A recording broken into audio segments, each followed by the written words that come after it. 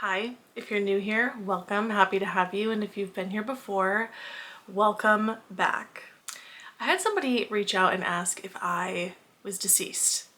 I took a very unintentionally long hiatus from this channel and I am so happy to be back. I stepped away for a few days because I was reorganizing things for this channel and working on some very involved upcoming videos that are coming out next month, which I'm super excited about. But when I came back to start filming again, things went awry. Life got crazy and my filming equipment decided to absolutely riot. I ended up having lost and corrupted footage, which was my fault. I know exactly what I did. But then my camera battery exploded, and in another video that I was trying to make, my audio was going in and out. So I just was like, you know what? I need to step back for a second. I need to sage the place. I need to bring the energy back to where it normally is. So here we are. I couldn't be more excited to be back.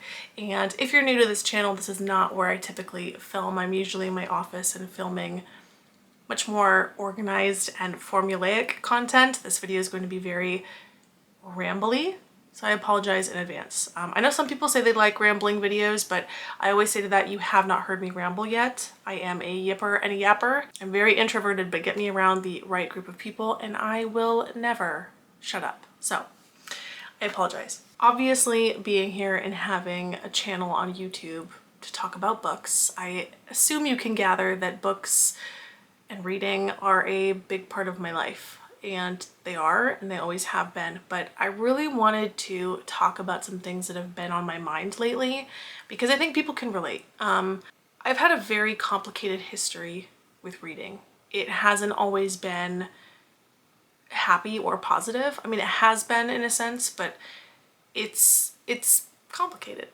I guess is how I'll say it. And I want to be clear, this is not just a vanity video, my channel and my experience, and it's all about me. I'm sharing these experiences because I think probably a lot of people that come to my channel can relate. So something that I don't think I've extensively expressed on this channel yet is, in addition to reading, I also write. I've been writing since I was a kid. It's like what I'm known for. If you ask anybody that knows me, they'll tell you, oh, you know, she's been writing forever. And for whatever reason, I found it very difficult when I was younger, especially like as a child. I found it very difficult to both read and write at the same time because I noticed that I was becoming very influenced by what and who I was reading, and inevitably their works started to influence mine. I could see that my works were kind of emulating what I was reading at the time, and I didn't like that. I'm a very stubborn individual. I have been since I was a kid, and I've always really tried my best to be myself and be authentic and do everything with conviction, and so it really bothered me that I was so easily, I guess, like influenced by other writers, and so it's very hard for me to do both at the same time. So there were many chapters in my life where if I was writing, I would step away from reading. Of course, now I'm older and have practice at it. I can do both at the same time, and I do, but growing up, that was definitely a challenge. So there were many pockets of life, like I said, where reading kind of didn't exist. And the second thing that was really challenging, I touched on this in my Flowers for Algernon video, I struggled with reading anxiety very badly growing up, and it's so upsetting to me still that I don't like to tell this story, but I think it's important because I think there's a lot of people that can relate. So I did really well in school when I was younger. I was ahead in many subjects. Like I said, I've been creatively writing literally since I was in elementary school. And so it was kind of shocking to some adults in my life when they discovered that I was a slow reader. And I am still to this day. And they kind of freaked out, for lack of a better term. And suddenly I found a lot of adults around me constantly hovering over me, telling me how many, you know, words or pages I should have read in X amount of time. I was being timed like with a stopwatch and having people literally stare at me while I was reading and then quiz me after I was done. And naturally, I think that's kind of an intimidating thing, and so I found myself really starting to pay attention to how quickly I was reading, and I wasn't really paying attention to what I was reading. And it just completely destroyed the reading process for me. I started becoming so anxious anytime that I was around a book, which was such a complicated thing because I was writing and my dream was to write books, but then I would be around books and I would become so just anxious. I mean, there's no other way to describe it. So I stopped reading a lot, both on my own time and for school. I basically got to a point where I just couldn't enjoy it anymore. Anytime an adult told me to read a book, I just kind of like wanted to crawl inside myself, and it just kind of ruined that experience for me. So there were so many years growing up where, I mean, I would just glaze over chapters and try to just pick things up quickly and like to get by in school and be able to write a paper. And that was what was so confusing. Like my teachers knew that I wasn't like behind because I excelled in like every other category and I was a good writer. I could write a very good paper. It's one of my strong suits to this day. I can write a research paper in my sleep, but I didn't like to read. It's so frustrating to admit this, but it actually wasn't until I was in university where I discovered that not only am I a good and effective reader, but I actually really enjoy it. And I remember the moment. It was in one of my pre-law classes, and I love law. And in law, you do a lot of hypos or hypothetical situations where they essentially give you a body of text. You have to read through it quickly, pull out key information to be able to either answer like a legal multiple choice question or form an argument. So it's not just reading, but you have to be able to, read a substantial amount of text, decode it essentially, pull out key elements, remember those elements based on past precedents in case law, and then apply it. And you have to do it very, very quickly. And I loved these. I loved law, like I said, in general. So loved doing them, and I got really good at them. It was one of my big law classes. It was in front of an entire lecture hall. My professor, who was a pretty prominent defense attorney at the time, called me out in front of the entire lecture hall to say that I was really good at these. And she specifically was talking about my ability to read through it quickly, pull out information. It was in that moment where I was like, oh my God, I can speed read and comprehend information if I'm in a setting that is comfortable and a setting that I like. And it was that exact moment where I was like, oh, okay, I love reading again. And I guess there's nothing wrong with the speed at which I read. And I should note that, of course, being older, I now understand why I was a slow reader as a kid. And it's because even at such a young age, I was reading slowly because I was trying to digest every single aspect of what I was reading. And I think a lot of that just stems from creative writing. I edit my own thoughts and my own words on a consistent basis. So I was doing that to the works I was reading. I would read a sentence and think, I like how they phrased that. Or if I wrote this, how would I have written it differently? Oh, that's interesting. I think this point pulls in, to this over there. Like I was thinking critically at a very young age about what I was reading, but I didn't know how to express that to anybody. And so I just want to share this story because I think there's so many people out there that think, and I understand, I think school's a little bit more, equipped nowadays to handle people that have things like OCD and ADHD and any kind of neurodivergence. I feel like is a little bit more acceptable. But when I was growing up, if you were different at all, that was a bad thing.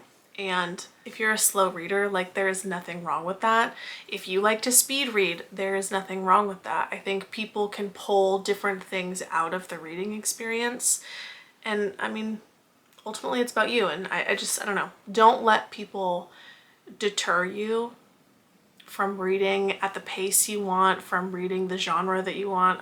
Just do you. We're here to enjoy ourselves and learn at the end of the day. That's kind of my history with reading. And it's funny because after that law class, it was that day I remember I went home and I was so compelled to start reading in my free time that I went to a used bookstore and I bought every single classic that I could remember that we had read in high school. Or even in junior high school, and any of the ones that I felt like I didn't really read that much or I just kind of skimmed through to get by, I bought them that day and I started reading them. And that's literally how I got into reading classics and literary fiction, and they're my favorite books to read still to this day. So a little bit of an interesting backstory there. Even though I obviously enjoy reading now, there's something about the act of reading as a hobby or an activity that seems to really be polarizing in certain situations. And I wanted to talk about this because I want to know if any of you have experienced this in your life as well. What's interesting that I've found with books and reading is if you ask someone what they're doing, you know, for the weekend and they say they're busy, oh, I'm gonna go try a new restaurant or I'm gonna go see a movie. But for some reason, if someone asks you what you're doing on a Friday night and you say, I'm gonna go to the bookstore and stay home and read, there's always been some kind of reaction that I've gotten. Not so much now, just because I have, you know, my foundation, like I have my friends, I have my family, people know this is what I do, but I definitely found this to be true when I was younger. And I couldn't tell at the time if people just, they didn't understand why I would be staying home on a weekend to read, or if they thought I was lying about reading. Like I couldn't really tell why their reaction was so, they just seemed so perturbed, to put it frankly. And I ended up realizing that I think there's this kind of stigma and this assumption that readers think that they're better or more intelligent than non-readers. And as all of us are sitting here, most of us at least, like do not think that way. Or I've even experienced it a little bit with nonfiction readers. I find that fiction readers tend to be very empathetic people in real life, and I do not think that that's a coincidence. I actually think it makes perfect sense, because any person who chooses to spend their free time reading about another person's experiences, the things that they have to go through, seeing things from their perspective, knowing ahead of time that this is all fictitious and that person doesn't even exist, and you're still choosing to spend your time just to see something from someone's perspective, I think it makes complete sense that those readers in real life are incredibly good listeners.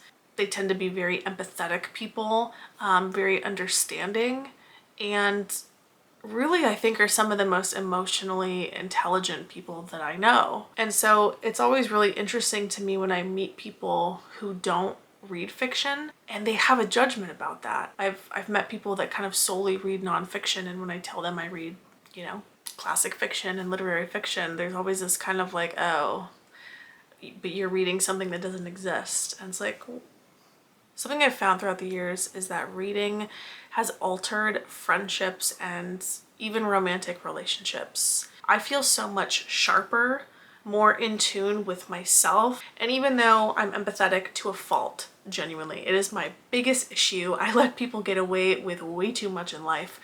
But even being empathetic, and even with that being true, I find that any time that I've been reading a lot, I'm less likely to tolerate things that I shouldn't. I just genuinely think that's one of the most positive things that's come out of it, is I've been able to decipher in friendships and relationships when something isn't quite right. Another thing that I'll say is I've experienced some weird comments and reactions, like being a female, especially when I was younger, like being a young female. My early 20s is like really what I'm talking about. And people finding out that I liked to read like literary classics, people just found that so strange. I'll tell kind of a funny story. We had this friend group and there was this guy, kind of more of an acquaintance. He wasn't so much my friend, but he was friends with a lot of people that I was really close with. And he had asked me to go out on a date and I did not want to go. And I was trying to be kind and like respectful because, like I said, was part of the friend group, so I didn't want things to be awkward. And I just was trying to avoid basically answering the question for a long time. And I couldn't get out of it this time and couldn't think of anything else to say on the spot. He asked me what my plans were and I said, I'm going to this bookstore across town and I'm gonna come home and read this book. And the look on this man's face, like he either thought I was lying and making that up, and so he was offended, or he was just offended at the fact that I would rather read a book than go on a date with him. And truth be told, I would have rather done anything than gone on a date with that person. But that always baffles me, because I'm like, if I had said anything else, if I had said like, oh, I'm going to dinner, I'm going to a movie, it would have been like, oh, okay, like next time. But the fact that I was staying home and reading a book somehow offends people. I don't get it. Another kind of funny dating story I'll tell relating to this is, this was actually somebody that I was in a relationship with for a very long time. And I remember somebody asking him once, you know, when he knew, when did you know that, you know, you wanted to date her and be in this relationship and etc. And he kind of went on this ramble about how, you know, oh, she's not like other girls. It was one of those speeches. And he specifically said, you know, well, on the first date, I found out that, you know, she had read Les Mis. And so that did it for me, because no, you know, women like to actually read. And I remember when he was talking, I was getting such like the ick, because one, you're trying to give me a compliment through putting other women down. That's not really a compliment. And two, there are women who read. There are absolutely women out there who spend their time reading books like Les Mis. So it was like in that moment where I just was like, ew. But I will tell you, even with all of the, you know, issues that I had with reading growing up, and even with all of the issues that I've found kind of trying to relate to people being a reader now as an adult, even with all of that has happened, reading to me is still the single most valuable thing that I spend my time doing. I've learned so much about myself, about people, just about everything. It truly is so valuable that it is immeasurable to me. So that is my rambling video about the activity of reading. I'm just really curious to know if any of you know what I'm talking about, if you've experienced similar things, and even if you haven't, I just would love to hear your opinion in the discourse. I will be uploading my book reviews. Don't worry, they're still coming. I've read all the books on the list.